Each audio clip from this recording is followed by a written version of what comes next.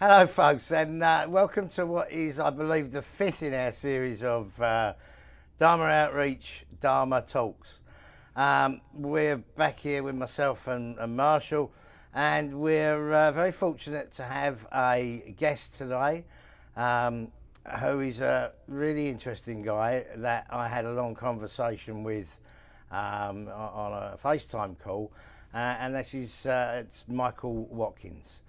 So thank you, Michael, for joining us. We really do appreciate it. Thank you, Venerable. I'm just, really happy to be here and happy to share with both of you and everyone. We're really pleased that it's been, to get, you know, it, it's been a bit of a struggle for us to get these done virtually, but now we're there. We're pleased to have you. Thank you.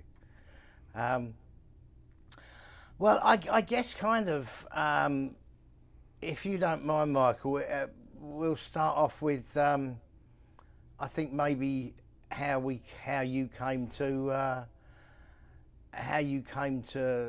Buddhism itself, if you don't mind. Sure. So as you both know, I'm here in Texas, and unless you really go looking for it, you might not know where all the Buddhist temples are at and to find it. But what brought me to Buddhism, or how I should say, or what how I was able to find it is through recovery.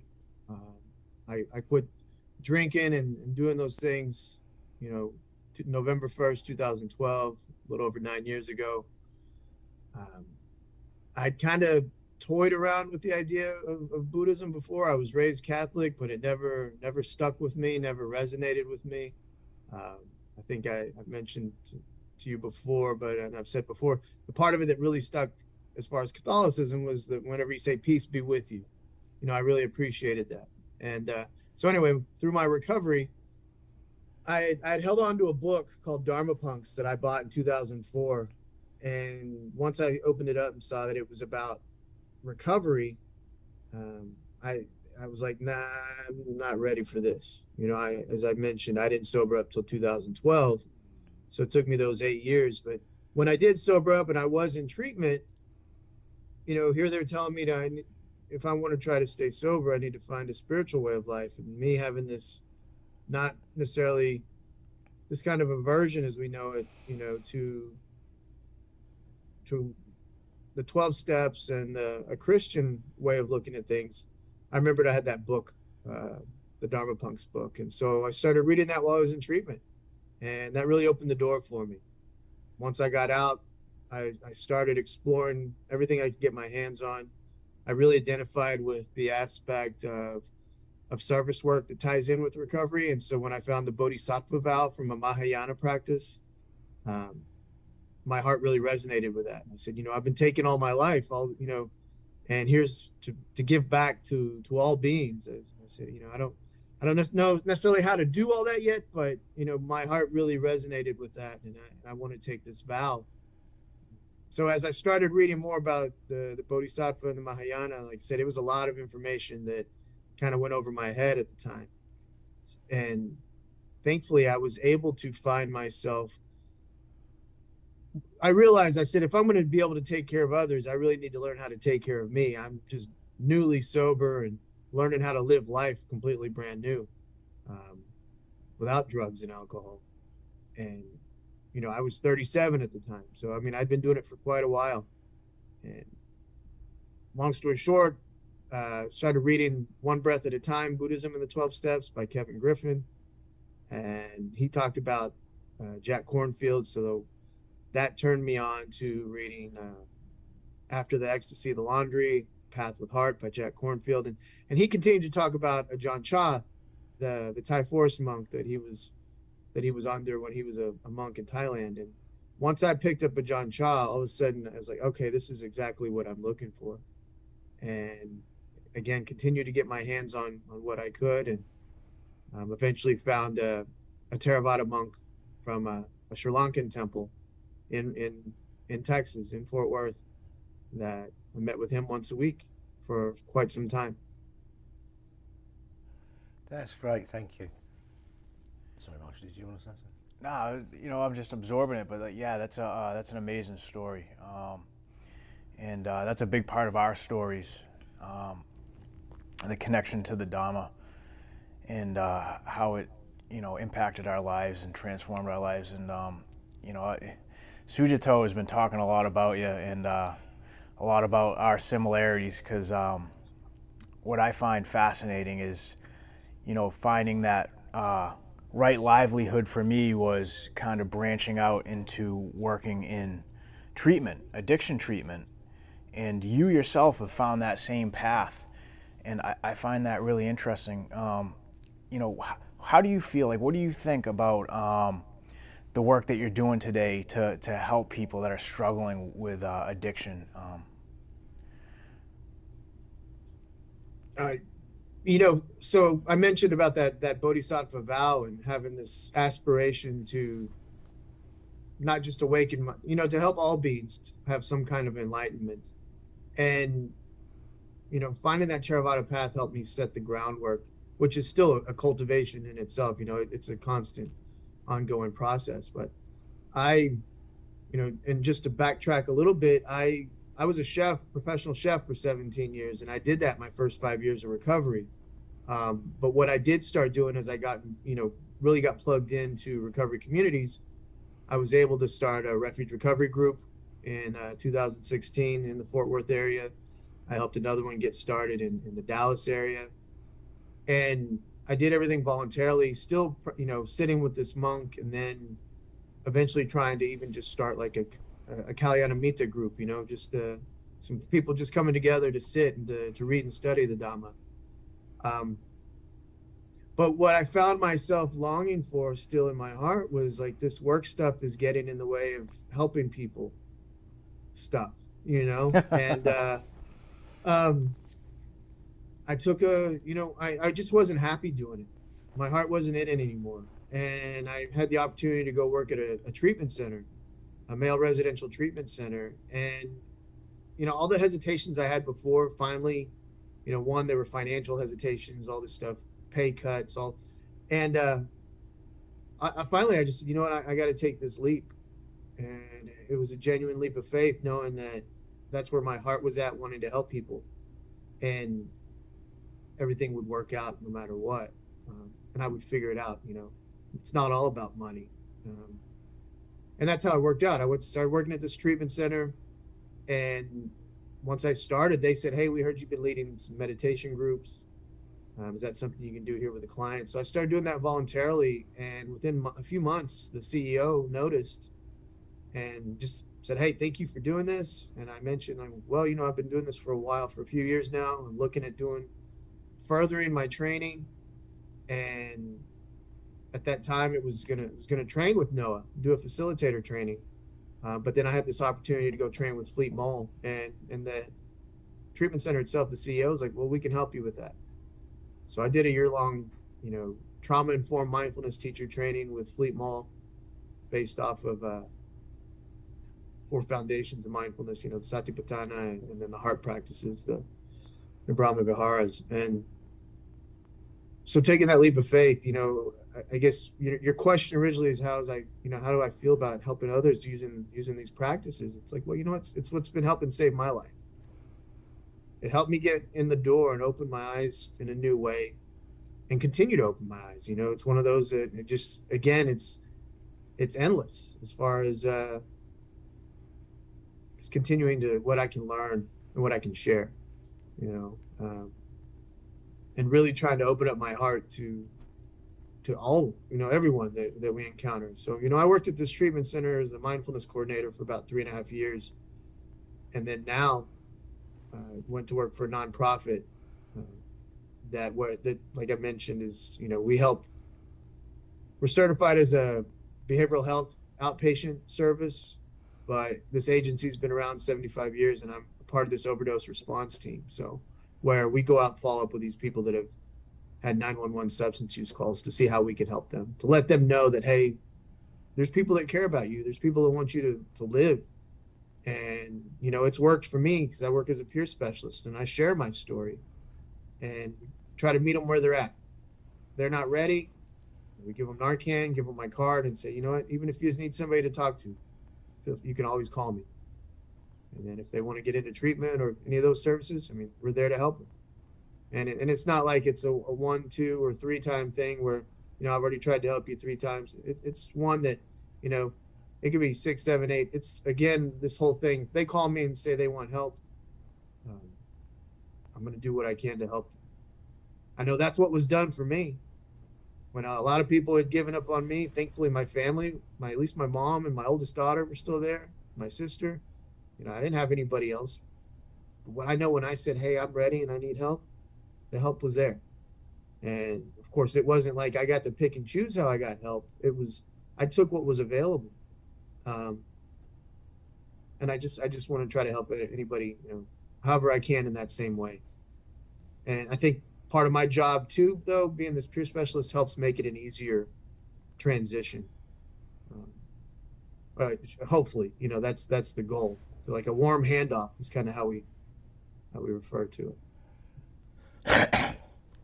So, Michael, would you say then? I know I don't even know why I'm asking this question because I already know the answer. So, that for you, the practicalities of Buddhist teachings are the main part that really have been a benefit to you. And I guess what I'm trying to get at, as opposed to just the ritual ceremony, the whole cultural thing. No, obviously, yeah, the foundation is a big part of my, my daily practice. And, I've had, well, as I sat with this Sri Lankan monk, that Sri Lankan community welcomed me in as well. So I was, anytime they had, the Buddhist holidays, I was there with them, dressed in white, and learning. He showed me the ins and outs of how to greet a monk, the monastics. I was able to, that was the one thing, being a chef, I knew how to cook. So they didn't go out for alms round like, in the original times, or like they still do in like in, these other countries, but people brought them lunch and, they didn't eat afternoon. So those are things that I was able to do them. So I kind of started to stray away from it after a while. When I was working at the treatment center, I'd get up in the morning, kind of just have a little aspirations, and then sit and do my meditation and then go about my day. But, in all honesty, there got a point too where all of a sudden I was like, something's missing again. I don't know what's missing for me. And this is where the 12 steps came in, and, it talks about prayer and meditation. Like, I used to do these morning chants, like the metta chant. I used to do these morning kind of devotionals that, I had these Buddhist devotionals that I learned, and I'd gotten away from that. And I really wasn't like tending to my own heart too. And, once I was done training with Fleet, that's the other thing, is I ended up finding another teacher who, she's empowered in Theravada, Mahayana, and she's been empowered in some Vajrayana, like Chinese esoteric Vajrayana. And part of her training and part of this idea of the Vajrayana really opened me back up into some new ideas that I thought I didn't really care about before. What I really appreciate about it too is that it honors, it mentions all 3 vehicles. We traditionally hear of like Theravada, I remember used to hear it as the Hinayana and then the Mahayana and the Vajrayana. And I used to be like, man, how dare they, referring to this as the lesser vehicle. But then finding this practice, they referred to it as the foundational vehicle. And, again, honoring all the 3 vehicles, where in the sense that, like Buddha didn't have a lineage other than Buddha, and to really look at it from that perspective, and the 84,000 Dharma doors, what works for me might not work for someone else, but as long, the Dharma is universal. And that's where it kind of ties in, like with helping people too. I might, depending on who I'm talking to, I'll share whatever they want to know about my spiritual Buddhist beliefs and practices. And in some of them, it might just be me showing them how to just sit still and focus on their breathing. But yeah, I really, I do appreciate some of the practices now that I've been learning through this Vajrayana practice, but that's for me. And I share it again, like I said, the Monday night group that we have, our little Dharma group, the Radiant Heart Dharma community. I refer to it as a non-sectarian, but it's still a spiritual group where, right now we're kind of based off the 10 perfections, the pyramid, and the spiritual aspects of that. But it's still open to Mahayana and the Vajrayana. So, does that answer your question? Yeah, it answers it perfectly, actually. Yeah. So so what I'm getting from that is that you find for yourself personally a kind of healthy balance between the two. Between the practical application and the more ceremonial and ritual application. Yeah. Sure. Yeah. Absolutely. I mean, I'm biased because I've had so much pushback from the traditional, certainly Theravada communities. So I'm very, very focused on the practicalities, and I'll take or leave the rest of it, but that's it. So I'm always interested in other people's perspectives. But then I lived it for 8 years in the middle of a forest. So yeah, I'm always interested. So I guess like all of us being people in recovery and in coming to Buddhism, and Buddhism becoming not only a spiritual foundation, but a practice to improve our lives beyond just the stopping of the use of the drugs or the alcohol that had caused problems before and develop. The thing I have to say about your practice is the searching, that all-encompassing approach that you've taken to enlighten yourself, to improve your practice over time, and not only do that, but share it with others. That's something that we've really worked hard to encompass in the work that we're doing. Is what was the name of the group you run on Mondays again? Radiant Heart. Radiant Heart. I love it. Yeah, so it speaks for a lot, like a radiant heart, because the healing begins in here and then it radiates outwards. And seeing that and like listening to you, it's like I get that feeling from your practice and your experience in Buddhism. And you're right, like Buddhism is different for every person that is exposed to it and then begins to incorporate it into their lives. And it can go in many different ways. And then there's many different other people out there practicing Buddhism, and they're presenting it in different ways. Me personally, I'll talk about my experience was like through reading. I had no formal teachers or any of that stuff. I did have some teachers that were visitors in the prison I was in and things, and they helped me understand different aspects and components of Buddhism and Buddhist practice. But and I'm not ashamed to admit it. To this day, I'm still searching. I'm searching for that community or that teacher that's going to be able to take me to that next level. So I guess my question is like through your practice and the things that you explain, are you still kind of exploring and trying out like new practices or like working with new teachers and things or new communities? So that teacher the Venerable Panawati that I found, she's the one that's empowered in the Theravada, Mahayana, and Vajrayana. She's been my teacher the last 2 years. I just completed it was a Dharmacharya program is what she calls it. Just basically meaning an exemplar of the Dharma, to be an example of the Dharma with how I live, So, and it's an ordination, a lay ministry ordination. So, so part of her teaching, she said, my goal, my purpose is to help you learn how to become your own teacher. And obviously we need teachers and we need guides. But also part of that is for you to learn how to get out of your own way. Um,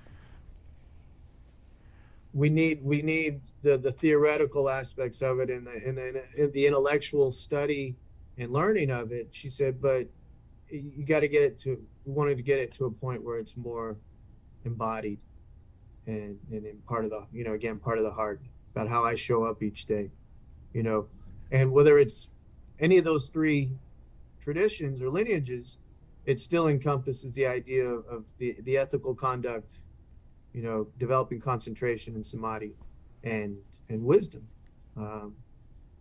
So, yeah, there's still so much that I don't know as far as some of the certain practices, especially with the Vajrayana. I've been in contact. There's a Kagyu Tibetan temple in the Dallas area that I've gone and sat with them a few times and looking at maybe talking to their Lama pretty soon. Just to kind of see what he says and see what kind of practice he might encourage for me to do. But also from the idea of where, because he's not always there. It's something where he might say, try this practice for, I'm speculating. He might say, try this practice for however long, you need to do it. There are these preliminaries, like they want to say like 100,000 chants of the Vajrasattva practice, this 100-syllable mantra and 100,000 prostrations and stuff like that. So, the whole thing is I'm open to the point that if that's what he suggests for me to do, what do I have to lose, really? If I say I don't want to do it, then that just means there's something kind of conflict going on up in here. It has nothing to do with anybody else. And the thing I still, even though I have these practices and finding that balance, like it was mentioned, I still have to do the work, and it still comes down to my part.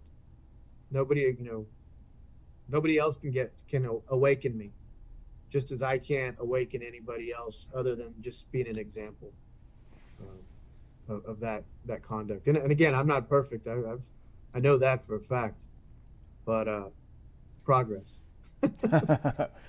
Did you do that in North Carolina or virtually? We had 4 retreats in person. Oh, right. The first one was during the pandemic, so it was virtual. But then the next 3, those were all in person. Yeah, they were. I know her really well. In fact, I had a long conversation with her just last week. She's wonderful, and the whole ethos of the place is wonderful. Yeah. Well, and what I appreciated, again, this whole idea of getting out of my own way is to really tap into this wisdom of emptiness, something that I've found. I appreciate the teachings on there. They talk about the 2 truths. Buddhism has so many lists and numbers and all these things, but I'm like, 2 truths, I'm trying to learn about 4. Now there's 2. And, but the truth of conventional reality and the truth of universal reality, where, this idea of emptiness, the conventional reality is you and I, us all right here, right now, talking and looking at each other. But then that universal truth of emptiness, the no self there. And then, I've got different takes on it. Part of it, like I shared with recovery, it's, again, no ego. Really realize, one of my AA sponsors years ago, one of the things he shared that I tie in that I really appreciate, he says, to seek this truth of self-awareness, but to follow it up with the truth of self-forgetfulness. Meaning I got to watch how I'm showing up. I got to learn, I got to watch me, but I got to remember it's not all about me. I got to let go of any expectations of how I think it's going to be or how it should be or how I want it to be. I just got to be open to what is. So anyway, yeah. But yeah, to answer your question, and speaking of Venerable, she cracked me open, and when I say she cracked me open, just the very first moment we had, it was our second time actually speaking to each other virtually before the first retreat. And she even said, she's like, I sense a deep sadness in you. And she's like, and I don't I'm sorry to say that since we don't really know each other yet, but I had to really stop and think about it. And I realized, kind of like I mentioned earlier, I've been neglecting the things that were really, that tied in, that were adding to the nourishment of my heart.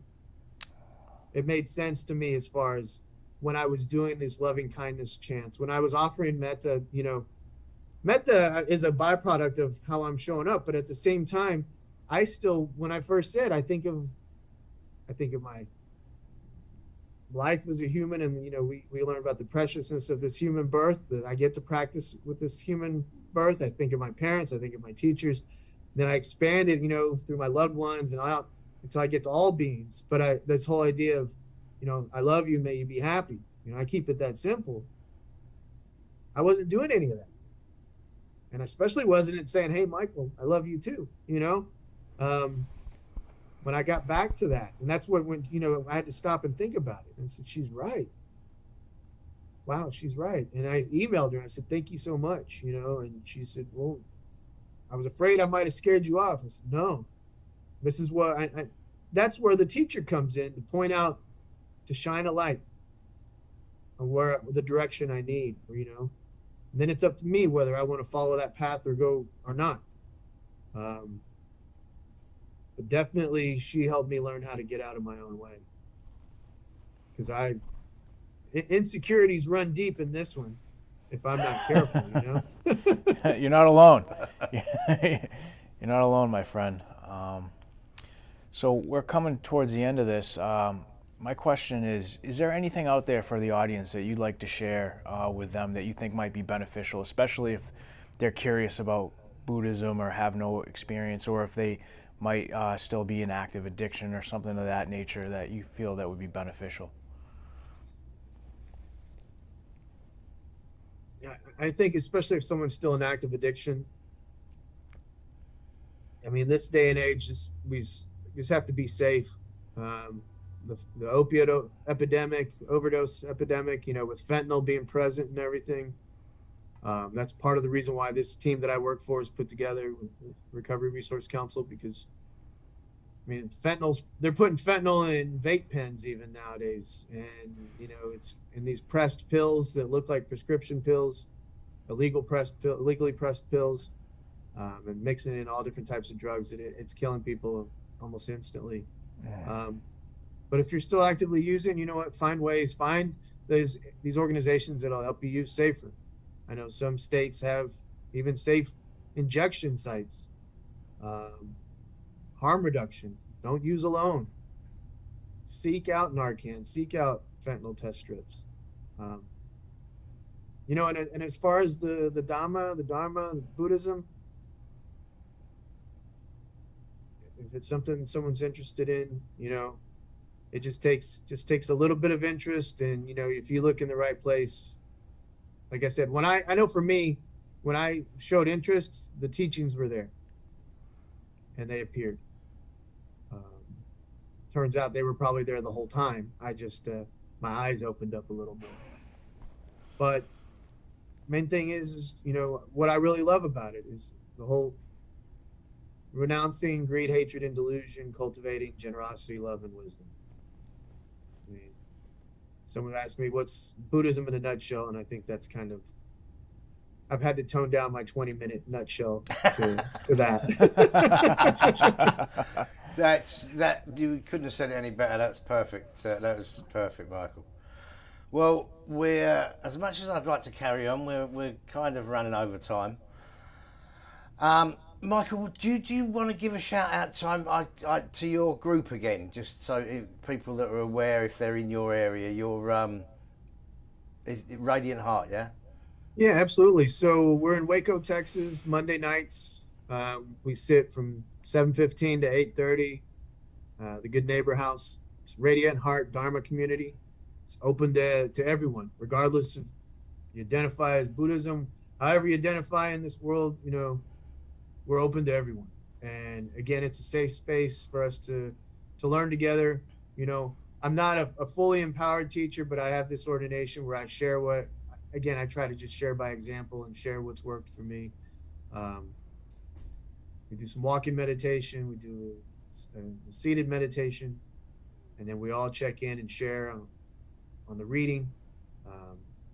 But yeah, Radiant Heart Dharma Community. And I'll just say this: I got that name from, I was hearing Vinny Ferraro give a talk once.